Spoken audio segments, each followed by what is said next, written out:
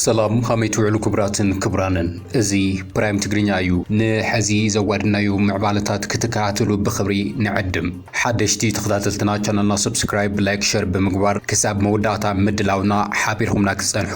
ብኽብሪ ንዕድም ኣብ ዝሓለፈ 3 መዓልታት ክካየድ ጸንሐ መድረኽ ላዕለዎት ኣመራርሓ ሕወሓት ምዙዛሙ ስዒቡ ምጽብጻብና ዝዝከር ኮይኑ ሕወሓት ሎም ዘውፅዑ መግለጺ ሰላሕታዊ ጀኖሳይድ ይካየድ ኣሎ ብዝብል ዝወቐሶ ነጥቢን ስምዕነት ፕሪቶርያ ኣብ ሓደጋ ምውዳቑ መሬት ትግራይ ቀይሕ መስመር ብዛዕባ ምዃኑ ኣብ ግዛታዊ ሓድነት ትግራይ ዝወሰኖ ውሳነን ዘመሓላለፎ ተሬር ውሳነ ኢሉ እውን ንፌደራል መንግስቲ ዝሃቦ መጠንቀቕታ ኣመልኪቱ ሰፊሕ መግለጺ ኣውፅኡሎም እዞም ዝቐመጦም ነጥብታትን ፖለቲካዊ ትርጉም من بزرزروم نباخوم كنبلوم إنام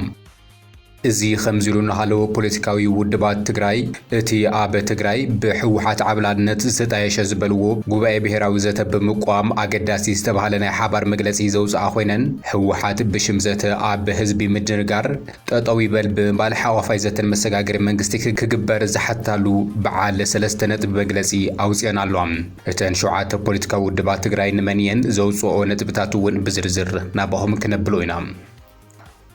አዶናይ ምእሳሩ ስዒቡ ንብዓት ኣደ ጓህ ህዝቢ ማሕበራዊ ሚድያ ተቆጻጺሮም ኣለዉ አዶናይ ኣዲኡ ብዛዕባ ምእሳር ወዳ ኣመልኪታ ዝሕዝን መብርሂ ሂባላ እቲ ኮኸብ ቲክቶክ ዝኾነ አዶናይ ምእሳሩ ስዒቡ ካናዳዊ ዜግነቱ ከድሕኖ ዶ ይኾን ዝብል ጎስጓሳት ተጀሚሮም ኣለዉ ብዛዕባ እዚ እውን ብዛዕባ አዶናይ ዘይተሰምዑ ስፍሕ ዝበሉ ሓበሬታታት እውን ክነካፍለኩም ካራል ገበረን መስለኒ ተጋሩ ኣብ ልዕሊ ኤምሬትስ ዓረብ ተላዒሎም ኣለዉ ሰላም ምብራቕ ኣፍሪካ ትሕምስ ኣላ ዝበሃለላ ሕቡራት ኤምሬትስ ዓረብ ካብ ተጋሩ ልዑል ተቃውሞ እውን ገጢምዎ ኣሎ ወርቂ ሱዳን ንምግሓጥ ወታደራት ካብ ላቲን ብምምጻእ ሱዳናውያን ትጭፍጭፍ ዘላ ሃገር ኢዳ ካብቲ ዞባ ክትስሕብ ዲፕሎማስያዊ ጻዕርታት እውን ቀጺሎም ኣለዉ ኣብ ትግራይ ናይ ዕድመ ልክዕ ማእሰርቲ እውን ተዋሂቡሉ ብዛዕባ እዚ እውን ነካፍለኩም ሓበሬታ ኣለና ክሳብ መወዳእታ ሓቢርኩም ናጽንሑ ሓድሽቲ ተኸታተልና ድማ ቻናልና ሰብስክራይብ ብምግባር ክትጅምሩ ንላቦም ኣብ ዝሓለፉ 3 መዓልታት ክካየድ ጸንሐ መድረኽ ላዕለዎት ኣመራርሓ ሕወሓት ብማእኸላይ ኮሚቴ ኣብ ዝቐረበ ገምጋም ኣፈጻጽማ ውሳነታት መበል 14 ውድባዊ ጉባኤን ቅጽልቲ ኣፈታትን ብዕምቆት ዘትዩ ብምጽዳቕ ከም ዝተዛዘመ ተሓቢሩሎም እቲ ላዕለዋይ ኣመራርሓ ሕወሓት ዘውፅኦ መግለጺ መንግስቲ ኢትዮጵያ ምስቲ ምርጫ ክካየድ እዩ ዝብል ናይ ኣዲስ ኣበባ ዜማ ብቀጥታ ዝጋጭ ኮይኑ እውን ተረኺቡሎም ቤት ጽሕፈት እቲ ውድብ ከም ዝሓበሮ እንተኮይኑ ኣብ ኣፈጻጽማ ውሳነታት መበል 14 ውድባዊ ጉባኤ ስራሕቲ ውሽጣዊ ውድብ ኣመልኪቱ ኣብ ዘካየዶ ምይይጥ ኣብ 2017 ዓ.ም ብወሳናይ ተሳትፎ እቲ ዓሚቑ ዝበሎ ተመክሮ ቃልሲ ዝወነነ ህዝብና ምስቲ ስልጣን ግዝያዊ ምምሕዳር ተቆናጢጡ ኣንጻር ኩሎም ብሔራዊ ረብሓታት ህዝቢ ትግራይ ይሰርሕ ዝነበረ ዝበሎ ጉጅለ ብሔራዊ ክሕደት ዝተገበረ ሰላማዊ ፖለቲካዊ ቃልሲ ውፅኢታዊ ምንባሩ ደምዲሙሎ ክብል ሕወሓት ገሊጾም ኣብ ፖለቲካዊ መደባት ብዕምቆት ካብ ዘተየሎም ጉዳያት ሓደ ዝምዕብሉ ዘለው ጉዳያት ሓደ ዝበሎ ዛጊድ ዘሎ ምዕባለታት ስምዕነት ፕሪቶርያ ከም ዝኾነ ዝገለጸ ኮይኑ ህዝቢ ትግራይን ሕወሓትን እቲ ስምዕነት ክፍጸምን ናብ ዘለቐይ ሰላም ክሰጋገርን ካብ ልክዕ ንዓቐብ ብትዕግስቲ ይሰርሕ ከም ዘሎ ብምዝታይ መንግስቲ ኢትዮጵያ ግና ነቲ ስምዕነት ብምጥሓስ ኣብ ልዕሊ ህዝብና ብዝተፈላለየ ምልክዓት ክግለጹ ዝኽእሉ ስላሕታዊ ጀኖሳይድ ይፍጽም ኣሎ ክብል ኣጠንቂቑሎም ኣደራድርቲ ሃገራትን ዓለም ለኸ ማሕበረሰብን ኣብ ልዕሊ መንግስቲ ኢትዮጵያ ካብኦም ትጽቢት ዝግበር ጽዑንቶ ብዘይምግባሮም ድማ እቲ ስምዕነት ኣብ ሓደጋ ወዲቑ ከም ዘሎ ዝገምገመ ሕወሓት ብመሰረት እዚ እውን ጉዳይ ሕገ መንግስታዊ ላዕላውነት መሬት ትግራይ ናብ ዋጋ ዕዳጋ ዝቐርብ ጉዳይ ኣይኾነን ኣብ ትሕቲ ወረርቲ ዝነብር ህዝብና ሓራክ ወፅን ዝተመዛበለ ዝተሰደደ ወገንና ናብ መረበቱ ክምለስን ተሓታትነት ጀኖሳይድ ክረጋገዝ ብኩሉ ዓቕሙ ክቃለሱ ወሲኑ ኣሎ ዝበለ ሕወሓት ኣብ መግለጺኡ መንግስቲ ኢትዮጵያ ምርጫን ምካየድ ኣብ ዝሽባሸበሉ ዘሎ እዋን እዩ ሕወሓት ከም ዝገለጾ ነቶም ካብኦም ትጽቢት ዝግበር ጽዑንቶ ብዘይምግባሮም እቲ ስምዕነት ኣብ ሓደጋ ወዲቑ ዝበሎም ኣደረድርቲ ውዕሊ ፕሪቶርያ ናቱ ናይ ዲፕሎማስያዊ ውድቀት ምዃኑ ዘመላኽት እኳ እንተኾነ ሕወሓት ነዚ ኣይገለጾን ይኹን እምበር ነዚ ብዘይምፍጻሙ ዝፍጠር ሓደጋ ኩናት ክኸውን ከም ዝኽእል ኣተንቢሁሉ ሕወሓት ኣብ መግለጺኡ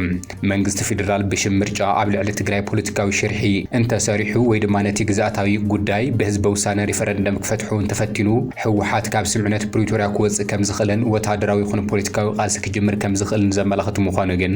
ተንተንቲ ይገልጹሎም። ጉዳይ ሕገ መንግስታዊ ላዕላዊ መሬት ትግራይ ናብ ዋጋ ዕዳጋ ዝቐርብ ኣይኮነን ዝበለ ህወሓት ኣብ መግለጺኡ ግዝኣታዊ ሓድነት ትግራይ ምዕራብን ደቡብን ከይተመለሰ ተመዛበልቲ ናብ መረበቶም ብኽብሮም ከይተመለሱ ዝግበር ዝኾነ ይኹን ምርጫ ተቐባልነት የብሉን ኣብ ትግራይ እውን ኣይካየድን ዝብል ትርጉም ዝህብ ምዃኑ እውን ተዓዘብቲ ይገልጹሎም። ህወሓት ነቲ ግዝኣት ከየመለሰ ናብ ምርጫ ምእታው ማለት ነቲ ወረራ ሕጋዊ ሽፋን ምሃብ ማለት እዩ ዝብል ፖለቲካዊ ትርጉም እውን ኣብቲ መግለጺ እዩ ተኻቲቱ ዘሎ። ህወሓት ብዛዕባ ሪፎርም እቲ ውድብ ዝምልከት እውን ምስ ሓፋሽ ክዝትየሉ ከም ዝኾነ እዩ ኣብ መግለጺኡ ሓቢሩ ዘሎ። ኣብ ማሕበረ ቁጠባዊ መደባትን ጸጥታን መሰረት ገይሩ ኣብ ዘቕረቦ ገምጋም ማእኸላይ ኮሚቴ ዝተተየ እቲ ላዕለዋይ ኣመራርሓ እቲ ውድብ ነቲ ኣብ ልዕሊ ህዝቢ ትግራይ ዝተፈጸመን ዛጊድ እውን ዝቕጽል ዘሎ ጆኖሳይድ ስዒቦም ዝተፈጠሩ ማሕበራውን ኢኮኖምያውን ቁልውላዋት ብዕንቆት ብምዝታይ ተጠቃምነት ህዝቢ ብሓፈሻ ድማ ኣብ ተጠቃምነት ስድራ ስዋኣትን ሓርበኛታትን ደቂ ኣንስትዮ መንእሰያትን ቆላሕታ ብምሃብ ክስራሕን ዝተቐመጠ ኣንፈት ብምዕሞቕ በብደረጃኡ ዘሎ ኣመራርሓ ውድብ ክረባረበሉ ኣብ ምርዳእ ከም ዝበጽሐ ህወሓት ገሊጹሎም። ሰራዊት ትግራይ ዘለዎ ጸገም ንምፍታሕን ማሕበራዊ ቁልውላውን ምእላይን ክሰርሕ ምዃኑ ዝገለጸ ኮይኑ ነቲ ኣብ ሰራዊት ኣሉ ዝበሉ ሕማቕ ኩነታት ናብ ፖለቲካዊ ረብሓ ክቕይሮ ከም ዝደሊ ኣንፊቱሎም። ጉዳይ ጸጥታ ኣብ ዝሕዚ እዋን ህዝብና ኣብ ስጋት ጥሒሉ ኣሎ። ህዝቢ ብዘሳተፈ ርብርብ ብውሕስ ሰላምን ጸጥታን ከባቢኡ ክሕሉ ክስራሕ ወሲኑ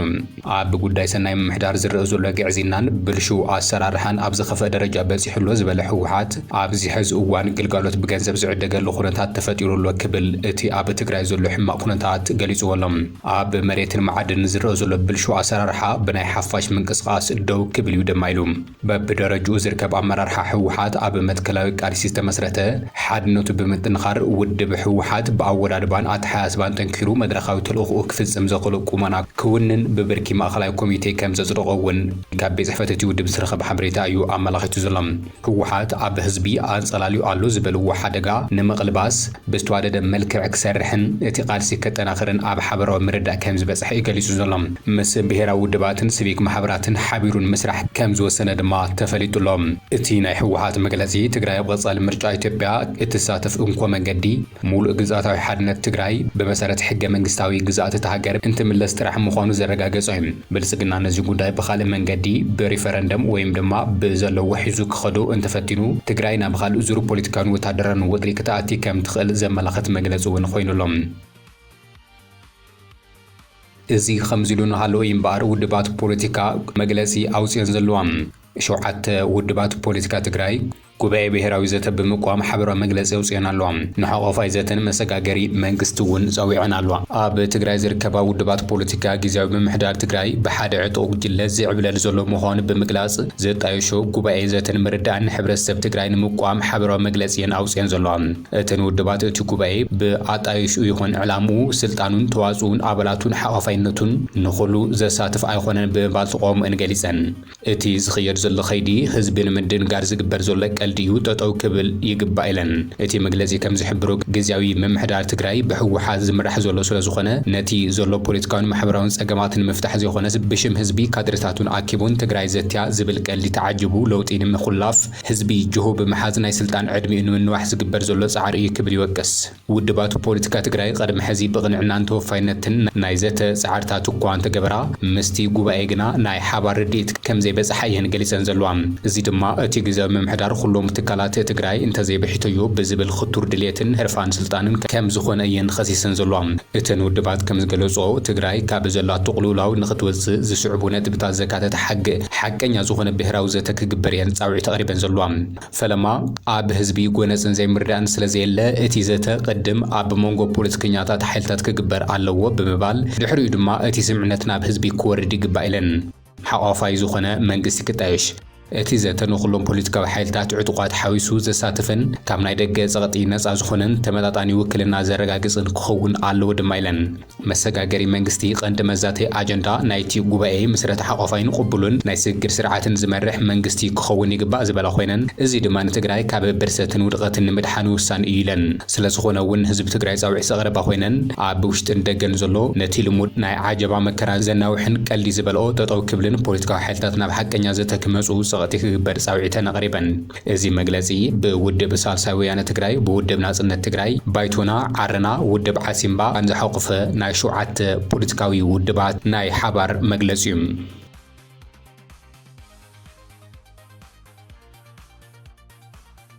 تجارو قبل علي إماراتس عرب تلعيلم علو سلام مبرق أفريقيا تحمز الله زبالة لا حورات إماراتس عرب كاب تجارو العلت قامو قد إموالهم وركي سودان مجحات بلعت نفس زخون وثادرات كاب لاتين أمريكا زركبو هاجرات بمساء سودانويان تجفجف زلا أتهاجر إذا كاب تيزو باك تسحب دبلوماسيا وزعرتات قصيلهم اتهاجرنا بدوبات تجرين إيرتران أب زركب مبرق سودان حدش استراتيجي حنزيس أو جن مكاد أبتهكنا لزل أوان كاب واشنطن دي سي تقامو قد إمولهم أب أمريكا زركب محبر سو دياسبورا تجراي أب واشنطن دي سي ستيت ديبارتمنت استفلالي بوتاتات إن تأخخبو دمزهم مسمع قصيلهم هلاهم تفليتلهم لومي دما أب واشنطن دي سي أب زركب إمباسي هاجر حبرات إماراتس عرب بمرخاب بسلاماوي سلفي دمزهم كمزة سمعوا TMH سبسيبولهم فتحين تجراي وعلي بريتوريا بمولو نختكبر محبر سب عالمنا بتكبر كأتو زخل سقمتي كوسدن زيصوع سلفي مخانو استجلس خوينو حبرات إماراتس عرب كابتي بحلوف زجبرات وتكبرات كتتعسن توصح جيجا كي تفصل من زيت تحت ملختون أجاويهم كابزي بتوصح إذا جدي بورر تحتات كاب مربت وتمزابيلو زل حزبنا بجزوك من لسن أب تحتي ورار زركب حزبنا حلواتون تحنوتن كحلو أب إيد ورر تي زركب العلاوي جزء تجراي نبتوكم لس دقف محور زوج تناخر صعي تقريبهم ناي كندا زيغنت زلو ادوناي مسارو صعيبو برك زبلو قطعتات ان تلعليهم ادوناي ادو بزعبا مسار ودا ملكيتا زحزن مبرهي بالام انت هنا غنا مسار ادوناي صعيبو نبعات ادن غوا حزبي محبر ميديا ام تقدصيرمو زلو كنداوي زيغنتو تتقيمو كفتحون تمحصنو قريبلهم اتي اب زحلف سومن مزرارب خوينو زغني لومي اب قيد فيدرال بوليس زركب تيكتوك ادوناي برهانه ناي كندا زيغنت كم زلو وزفلت خوينو نتي غداي ماسرتي زياده خبيدن ازراربن غيرو قصيل ولهم ولادت ادوناي زخنت ويزرو عببا قبرو بزعبا ماسرتي ودا اب زهابتو لبي زتنك فقال محتت ودا قبل زيبلون نصح ايثيوبياوي مخونو غليصام ادو مسار ادوناي كاب محور ميديا كم سمع زغلصت خوينا اتي غدا ازو كم زتحسبا غليصا زلام ادوناي كاب غزين اسنتو نفوع بليحن مازاير مخون بمغلاص اتي زرايل فتنتون سلازغرمومن سلازسنبدومن ينبر ودي منم بوليتيكاوي ودا بخونه غبن يبلون كتبل غليصام ويزرو عببا ودا كاب حدا عابي خوخو خوينو حزبي كم زفتون مرعا ابزي كم زحبنان حزون فتاري فتحي كبو كم تتصلي احبرا زلام ناي كندا زيغنت زلو ادوناي بخدان سبب مسارو ابو وشتي هاجرن وصان زلو دغفتو قطعلهم ادوناي زيغا كندا سلازخونه اتي غدا دبلوماسياوي ملكع حز كم زخل زغلت زلو خوينو بوزحات اب محبراوي ميديا منغستي كندا نزيغو كتابقلو صاوع تقريبلهم حدا نغس تبايل تشلمه منسي بزيرد مخنياتنا ببيت ماسرتي مورادو نتي اب ايثيوبيا زمعبر زولو ناي كنت ببن محبراوي ميديا نصانتن اب ملكت حتو زأتو كم زخونه دما يغلص علوم ماسرتي ادوناي كابترا تيكتوك فيديو حليفو ناب غداي سبو امسل ناي اد نبعاتن دبلوماسياو زمدنا تغير كم زول يغلص علوم حزبي فتحي حاتت ادي دما صلوت تغبر يازلام منغسي انتاي ملاشيب حسابكم اب كومنت قمطولنا نعين سخ مخرن تلون بتعميو حبنتي بوردي بسرون تنكرر لغبرن نسو مسلني كود قبل عندنا دقيمة تسين ولا استيلنا نتري خيو تصبق مالك عوالاس تنكرر نتو النار إلوز خيد زلو العيو بزح عميتشوت نيروس تميتشوت عالم نو إلو تنكري وزر إلوز زلو سلال خنا نعي حابني سمعني يخور علي أول ودي بتعمي إزخور علو نمتايس تنكرر نتو إزر إن الله نمتايس سنفنا يرئني تنكارو يرئني قوبزو أحماء سوس لهم قلعتو وطو تنكيركم سرحو سريحكم تلوطو كان قدي ملمان نور مخانو إزار جالو سدتون أي براتات عنزلو أنا كمتشو أور كالوت نشتنات حواتون نفت سدت على موسيدو أو خسرهم إلى لحسب كوا نجر بتقارني ومزي عدونا يجن نبيتي بعمزيو سلام فقر كسبخ نتلو أنا تسبخوا النيرة نمنتايس بزح نجر كدق فني لذا حسب كوا نجرات نيرو نصوم نيتي بعملك حق زي لو ممسو نعي دسيلو نيو كم انتن كم ولاديت مالتيو إكزابير ذهبك كتوسطي ما تسرع كلنا بدكتور نبل إنجنير نبل موسيقى نبل سبورتينيا نخون دقنا بكل ميداينا نريو أنا كفتم دق إدما تزخنا لي دكتور يبل تزخنا لي إنجنير يبل بزح نجار يبل وزيد ما دقنا نيبعلو كرييت أمتيو أفتو سوشيال ميديا تساتيفو زودقو سبات كالعل زسنفو وطعتات ክመክር ተለኹ ሪኦ ተለኹ ደስ ይብለኒ ብእውነት ንኢትዮጵያ ህዝቢ መስዋዕቲ ዝኸውን ዘሎ ቆልዓ እዩ ስደት ይቆም ኢሉ እውን ዝብል ዘሎ እዩ ኣሕዋትና ደቅና ሊብያ ኸይዶም ዝስደዱ ዘለው ስራሕ ስእነት ስለልበዝሐ ዓድና እዩ ውድቀት ስለ ዘሎ እዩ እና ወሪድካ ትሒትካ መሬት ኩዒትካ እውን ሰሪሕካ ትበልዐሉ ዓድኻ ስካብ ዝኾነ እዋን ንዕኡ እዩ ዘበረታትዐሎ ኢለ እየ ዝኣምን ኣይኖ ምንም ዓይነት ኣይተረአየኒ ናይ ኣዶናይ ጥፍኣት ምንም የብሉን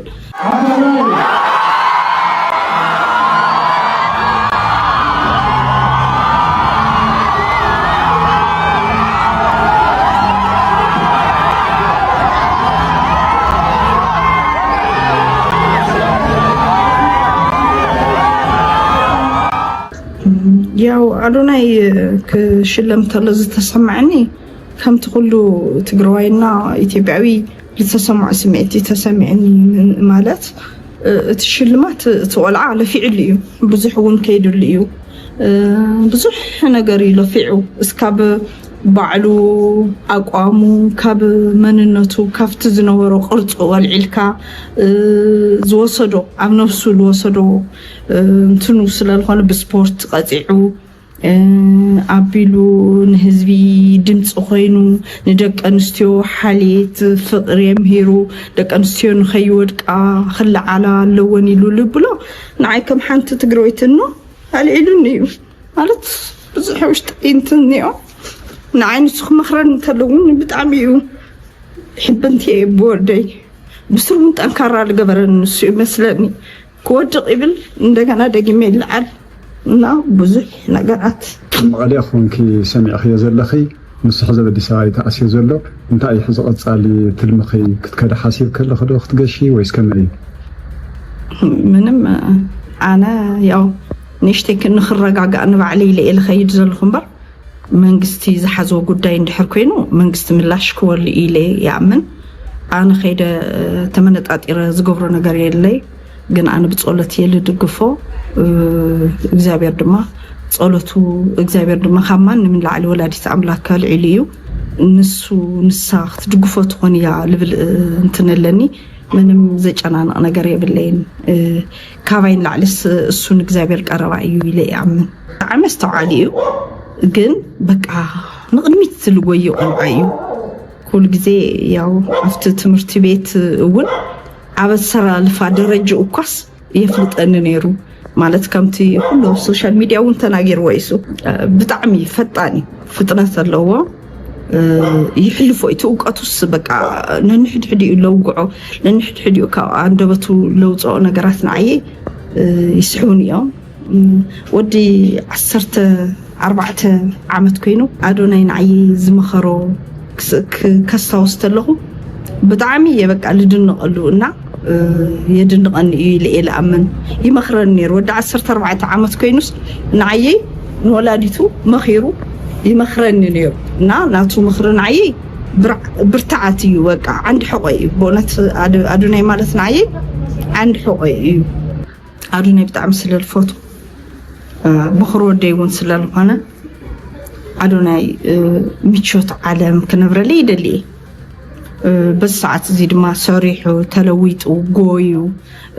ብትሕቲኡ ዘለዎ ሰባት እውን ሰላም ፈጢሩ ንኽነብረለይ ይደሊ እየ ግን ድማ ከም ወላዲት ኩሉ ግዜ ዕረፍ ኢሉ ደስ ዝብል ላይፍ እንተዝነብሩ ደስ ይብለኒ እና ኣድየ በርትዕ ብጣዕሚ ጅግና ኢኻ ዝወደይ ማንም የለይ ማለት ብኩሉ ሚድያ እውን ስቑኢሉ ኣይኮነን ሰብ ሸሊምዎ ስቑኢሉ ኣይኮነን 4 ሜዳልያ ሓደ መኪና ምሽላም ማለት ንዓየ ኮኸበ እዩ እውነት ኮኸበ እዩ ኣዶናይ ወለላይ ግን እንኡ እውን ስለልፈቱ ደቂ ኣንስትዮ እውን ስለልፈትኻ የቐኒየለይ ዝወደይ ኣነ ምንም